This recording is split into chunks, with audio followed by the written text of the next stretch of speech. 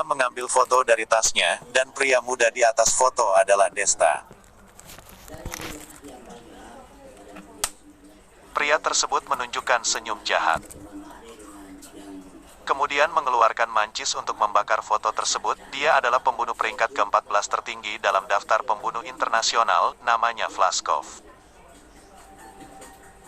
Beberapa hari yang lalu, ketika dia bosan dan melihat pesanan berharga 10 miliar di web gelap, tujuan pembunuhannya adalah preman geng Cina. Dia bahkan tidak punya waktu untuk melihat dengan hati-hati dan cepat-cepat mengambil pesanan, karena dia takut pesanan ini akan direbut oleh rekan-rekannya. Dia telah pergi ke China untuk melakukan misi berkali-kali. Jadi dia tahu struktur geng di China. Dia sangat penasaran preman seperti apa yang bisa bernilai 10 miliar, tapi ini bukan sesuatu yang perlu dia pedulikan. Dia hanya perlu mengambil senapan ini dan menembak pria tersebut. Di sisi lain, akhir-akhir ini Desta telah jujur pergi ke kampus. Kemunculan Pota membuatnya waspada. Tapi sepertinya Pota benar-benar hanya datang untuk sekolah. Dia bukan hanya tidak menyusahkan Desta, tetapi dia juga menghadiri kelas tepat waktu setiap hari. Dia tidak pernah terlambat atau pulang lebih awal. Hanya dalam 1 minggu, dia telah menjadi siswa yang luar biasa di mata semua guru. Desta, yang juga memiliki marga yang sama, tentu saja menjadi bahan ajar negatif terbaik. Aku mau ganti tempat duduk denganmu. Sebelum kelas dimulai, seorang gadis berjalan mendekati Desta dan berkata dengan dingin. Desta menatapnya dan tersenyum. Kamu bukan murid kelas kami, benar? Apakah kamu salah masuk kelas? Gadis tersebut mengerutkan kening dan berkata dengan dingin, kamu tidak perlu peduli apakah aku adalah murid kelas ini. Aku tahu kamu, Desta, bahan tertawaan terbesar di kampus. Pria tidak berguna yang diselingkuhi tunangan. Apakah kamu memiliki kualifikasi untuk berbicara denganku? Ketika Desta mendengar perkataan ini, dia merasa sangat lucu. Siapakah gadis ini?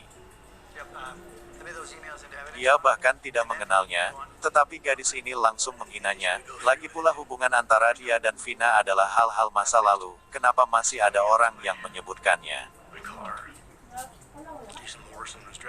Masalah utamanya adalah, mengapa gadis ini harus mengganti tempat duduk dengan dirinya sendiri?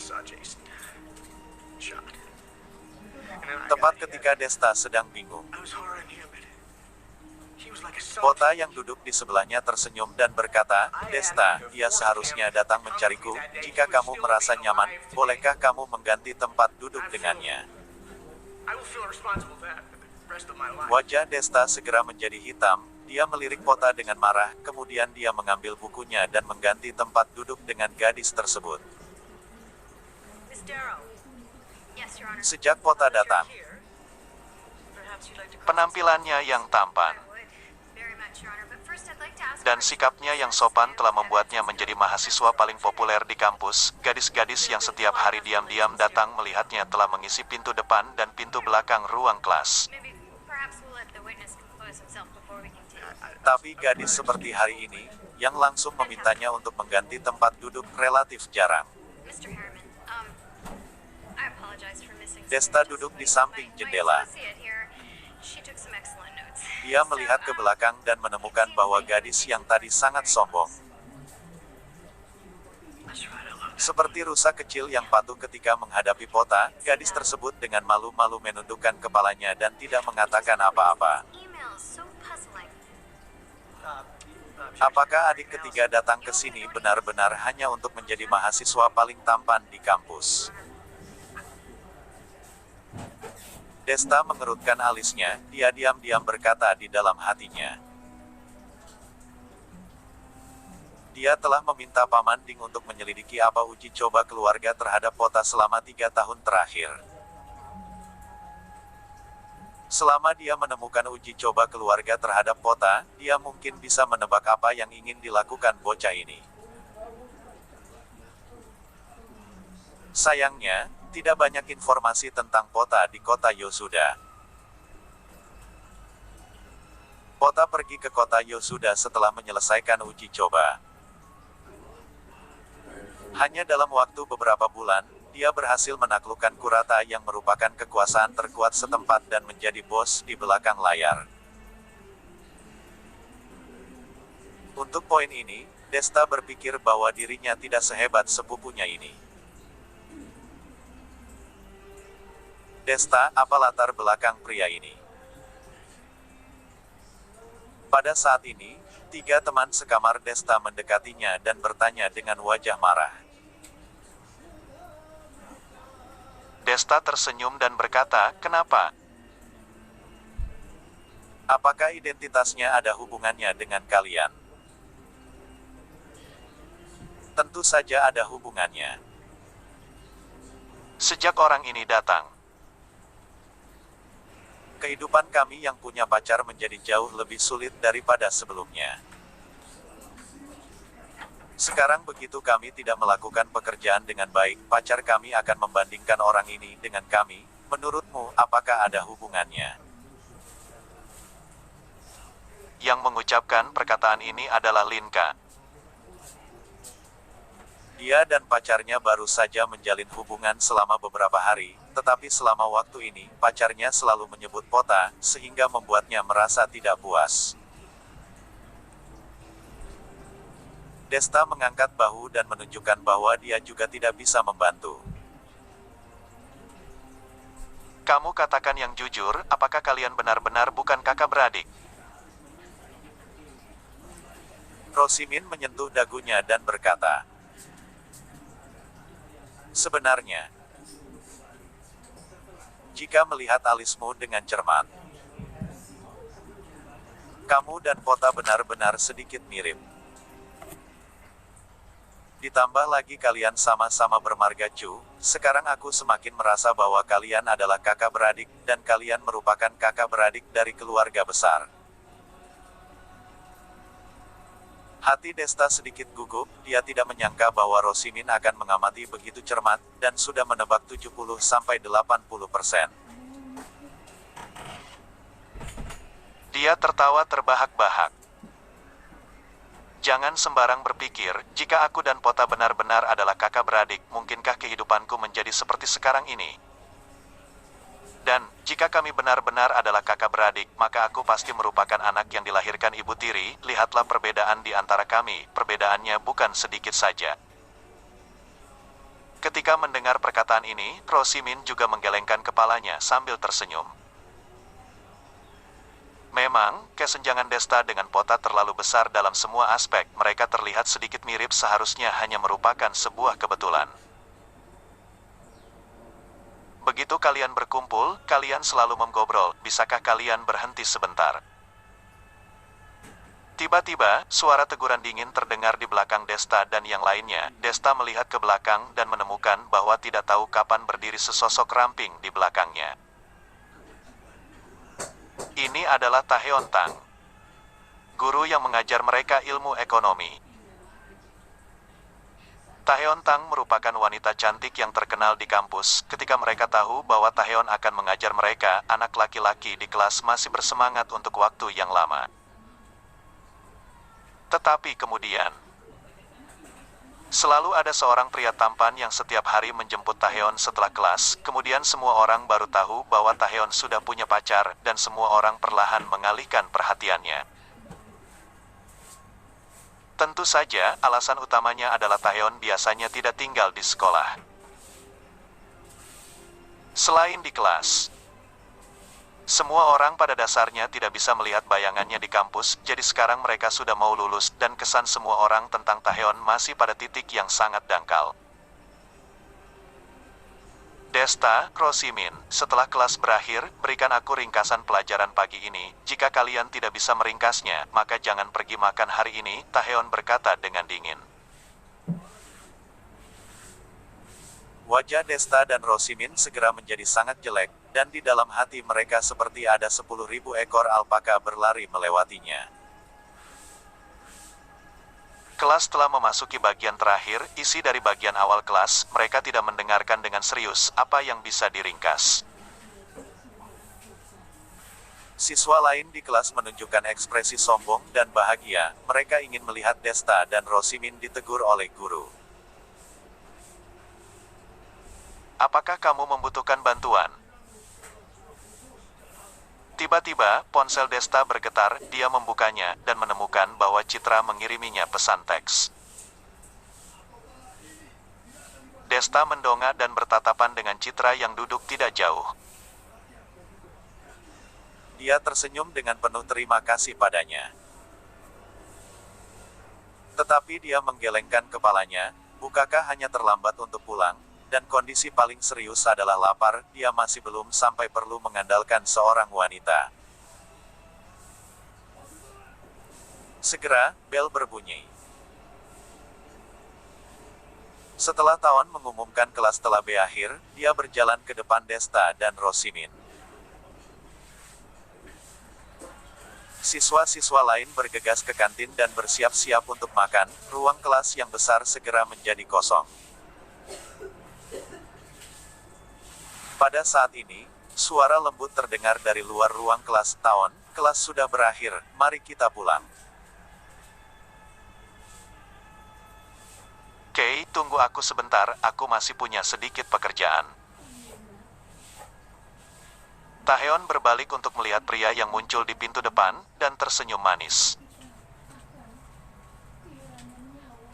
Desta mendongak dan menemukan bahwa orang yang muncul di pintu saat ini adalah orang yang menjemput Tawon sepanjang tahun. Namun, Desta melihat ketidakpuasan yang kuat di mata pria tersebut. Sepertinya pria tersebut sangat tidak puas dengan hal Tawon berhubungan dengan pria lain. Dia langsung memasuki ruang kelas, berdiri di depan Desta dan Rosimin, dan berkata dengan nada meremehkan. Tawon, hanya 2 siswa sampah saja, apakah mereka layak untuk kamu memperlakukan dengan serius? Mereka saja menyerah pada diri sendiri dan berhenti belajar keras. Apa yang sedang kamu bersikeras? Ketika mendengar perkataan ini, wajah Desta dan Rosimin tiba-tiba menjadi sangat jelek. Taeyeon mengerutkan kening. Kei, jangan katakan begitu. Mereka adalah siswa yang aku ajar selama setahun. Aku telah mengamatinya. Mereka hanya tidak fokus untuk belajar. Mereka bukan sampah. Apa? Kamu masih mengamati mereka? Keinan Remnan sepertinya mendengar berita yang sangat mengejutkan, dan nadanya sangat tidak bagus. Mengapa kamu memperhatikan pria lain? Tawon tertegun dan tersenyum pahit. Itu hanya jenis perhatian yang diperhatikan guru kepada siswa. Aku tidak ada maksud lain, kamu jangan salah paham. Bagaimana mungkin aku tidak salah paham? Kamu tahu bahwa aku tidak suka kamu keluar untuk mengajar. Tetapi karena aku mencintaimu. Aku menurutimu, tapi kamu jangan menganggap ini sebagaimana mestinya, dan kamu sekarang bahkan membuang-buang waktu dan pikiranmu pada pria lain. Aku tidak mengizinkannya. Keinan berteriak. Ketika mendengar perkataan ini, Desta dan Rosimin saling menatap dan tidak bisa menahan tawa. Ternyata pria ini adalah toples juga yang kuat. Tidak heran dia setiap hari menunggu Tawon keluar dari kelas, karena dia takut Tawon berhubungan dengan pria lain. Tapi aroma cukanya terlalu kuat. Tawon hanya meminta mereka untuk meringkas isi pelajaran hari ini. Apakah ini juga termasuk berhubungan? Namun, Tawon sepertinya sudah terbiasa dengan hal tersebut. Dia menggelengkan kepalanya dan menghela nafas. Dia dengan cepat berkata, Baiklah, aku akan mendengarkanmu. Aku sekarang pulang bersamamu. Desta, Rosimin, kalian sudah boleh pergi makan. Kali ini aku mengampuni kalian. Jika lain kali kalian tidak mendengarkan ceramah lagi, jangan salahkan aku karena tidak belas kasihan. Lalu, Tawon melirik Desta dan Rosimin dan berkata dengan dingin.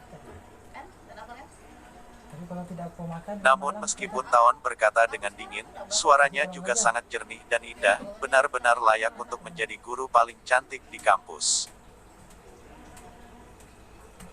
Desta dan Rosimin mengangguk dengan cepat. Ketika mereka bersiap-siap untuk pergi, mereka mendengar Keinan berkata dengan nada menyindir di belakangnya.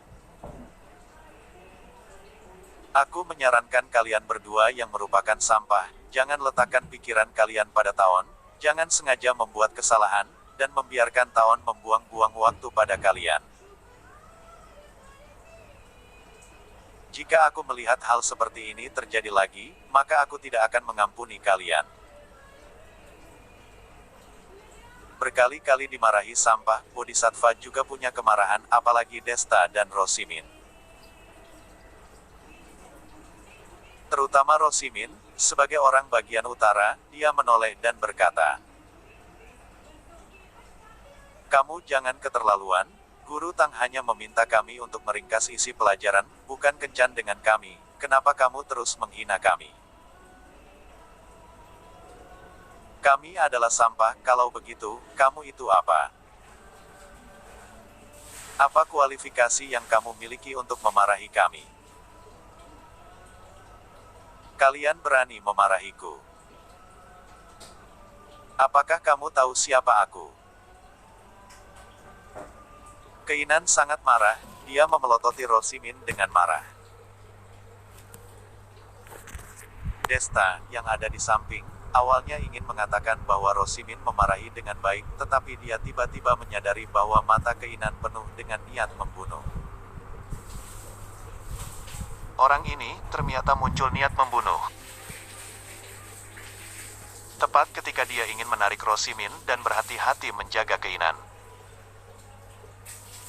Rasa krisis yang belum pernah terjadi sebelumnya menyebar ke seluruh tubuhnya, dan membuat seluruh bulu tubuh Desta berdiri tegak. Dia menoleh dan melihat keluar jendela, kemudian dia melihat kilatan cahaya melintas di atas gedung yang berlawanan. Penembak jitu. Pada saat itu, Desta merefleksikan istilah itu dalam benaknya. Dia dilahirkan dalam keluarga Chu yang merupakan keluarga super. Dan dia tentu saja mempelajari semua jenis senjata api. Pada saat ini, dia menemukan bahwa dia ditarget oleh senapan sniper. Reaksi pertamanya adalah menghindarinya. Tapi sialan, Tawon berdiri tepat di tengah-tengah senapan sniper yang membidiknya. Jika pada saat ini dia menghindarinya, maka Tawon pasti akan ditembak dan kemungkinan akan langsung meninggal. Desta tidak punya waktu untuk berpikir panjang, dia berteriak. "Guru Tang, hati-hati." Desta segera bergegas ke depan, dan langsung menekan Taeyeon ke bawahnya. Put. Sebuah suara kecil terbang melintasi kulit kepala Desta, dan pada saat itu, dia merasa rambutnya hangus oleh peluru yang terbang dengan kecepatan tinggi, dan memancarkan bau menyengat. Di gedung yang berlawanan, Flaskov memarahi Sid, kemudian dia segera membongkar senjatanya, dan bersiap-siap untuk pergi. Sebagai seorang pembunuh yang berkualifikasi, jika dia tidak bisa membunuh dalam satu tembakan, maka dia harus bersiap-siap untuk melarikan diri. Ini adalah prinsip dasarnya. Karena seseorang yang dapat menghindari pelurunya seharusnya merupakan seorang master. Mungkin pihak lain telah mengetahui posisinya. Jika dia tidak pergi sekarang, maka dia takut dia tidak punya kesempatan untuk pergi lagi. Di ruang kelas, Taeyeon berseru. Sangat jelas dia tidak menyangka siswa ini akan begitu berani. Desta ternyata berani menekan dirinya sendiri.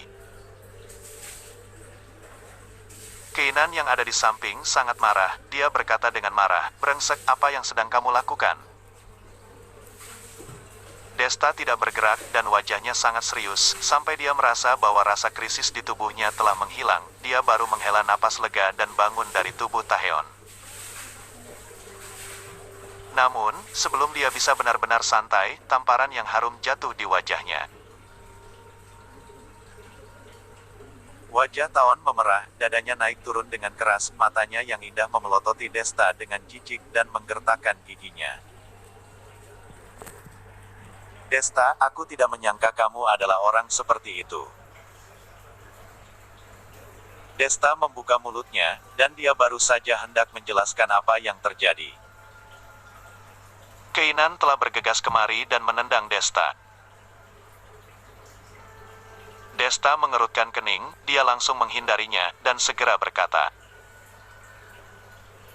"Bolehkah kalian membiarkanku untuk menjelaskannya? Aku tidak bermaksud untuk mengambil keuntungan Guru Tang."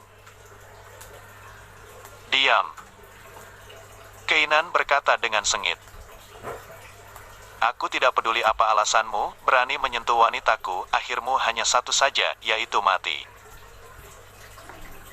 Begitu Keinan selesai berbicara, dia segera memukul Desta. Ternyata orang ini juga pintar bela diri. Desta menghindari pukulan Keinan dan berseru di dalam hatinya. Tidak heran Keinan muncul niat membunuh ketika Rosimin membantahnya. Karena orang yang pintar bela diri, tanpa sadar akan lebih kejam. ini adalah kelemahan yang dibawa oleh bela diri. Kecuali orang tersebut telah mencapai tingkat bela diri tertentu, kalau tidak, sulit bagi orang biasa untuk mengendalikan pikiran-pikiran di dalam hati mereka. Kei, jangan berkelahi, dia seharusnya tidak sengaja melakukannya. Taeyeon melihat adegan ini dan buru-buru berkata, Dia tadi buru-buru menamparkan Desta, selain merasa malu dan marah, lebih banyak adalah untuk keinginan melihatnya. Taeyeon tahu bahwa Desta tidak mungkin melakukan hal-hal seperti itu tanpa alasan. Tetapi dia tahu keinginan mudah cemburu, jadi dia menamparkan Desta terlebih dahulu dan menunjukkan sikapnya, tetapi dia tidak menyangka keinginan tetap saja memukul Desta. Apa yang bisa dia lakukan sekarang? Keinan adalah tuan muda dari keluarga Remnan yang belajar bela diri. Taeyeon pernah melihat kemampuannya, 3 pria dewasa yang kuat saja bukan lawannya, Desta yang berbadan kecil bagaimana mungkin sanggup menahannya. Apa yang harus aku lakukan? Taeyeon sangat cemas, seperti semut di atas panci yang panas. Namun, setelah beberapa saat, dia menemukan bahwa Desta tidak dikalahkan oleh Keinan, tetapi Desta sepertinya sangat santai di bawah serangan Keinan. Siswanya ini ternyata juga pintar bela diri.